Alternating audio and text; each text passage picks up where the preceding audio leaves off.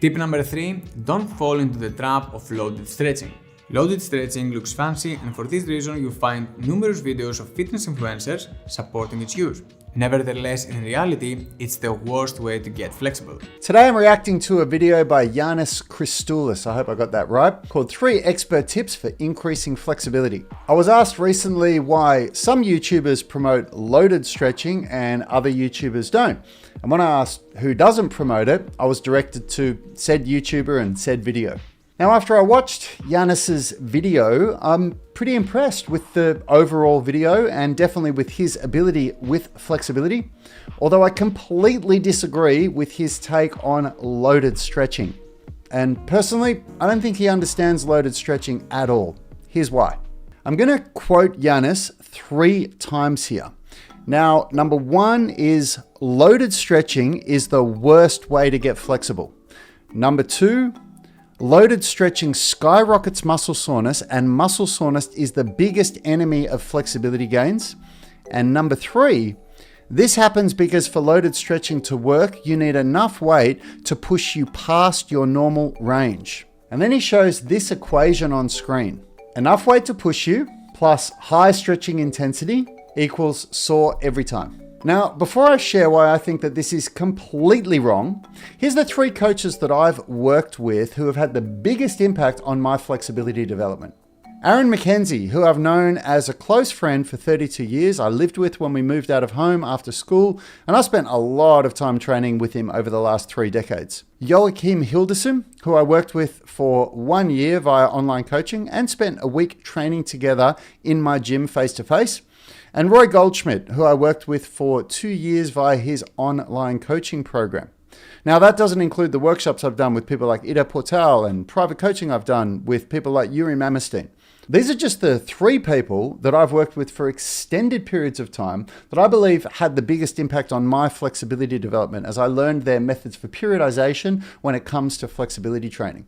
And they all promote, teach, and practice loaded stretching. For loaded stretching to work, you need enough weight that will push you past your normal range.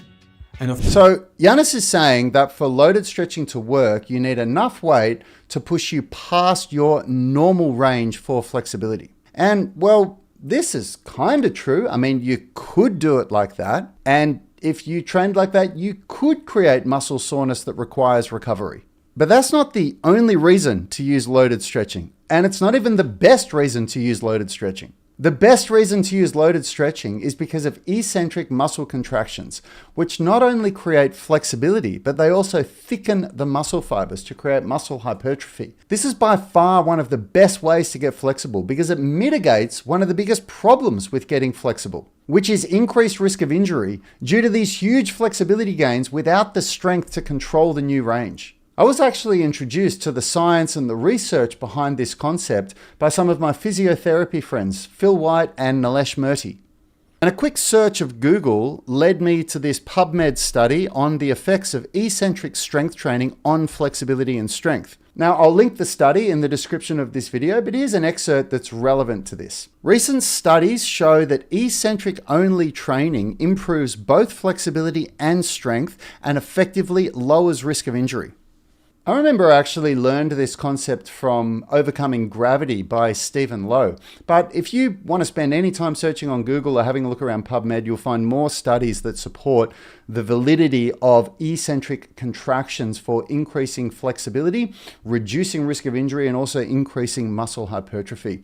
It really is one of the most effective ways to get flexible, reduce risk of injury, and increase athletic performance, because flexibility without strength is not a good thing. Now, as far as Janice's comment about muscle soreness being the enemy of flexibility, yeah, I agree. Muscle soreness is a bad thing for flexibility development. But this is where load management, recovery, and good programming come in. It shouldn't be a reason why you demonize one of the best methods for getting flexible.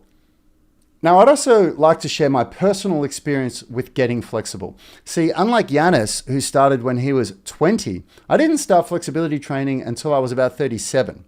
And when you're trying to get flexible in your late 30s or 40s, it is very, very different to getting flexible when you're 20. And I wasn't getting anywhere until I started loaded stretching. And then I had a breakthrough.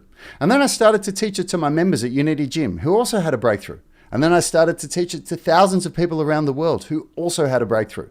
And I think one of the biggest myths in the fitness world is that flexibility and strength are these opposing forces that need to be trained separately, or that if you train one, you'll negatively affect the other. If they're treated like that, who has time to do both? I mean, honestly, like long term, not just for a short period of time.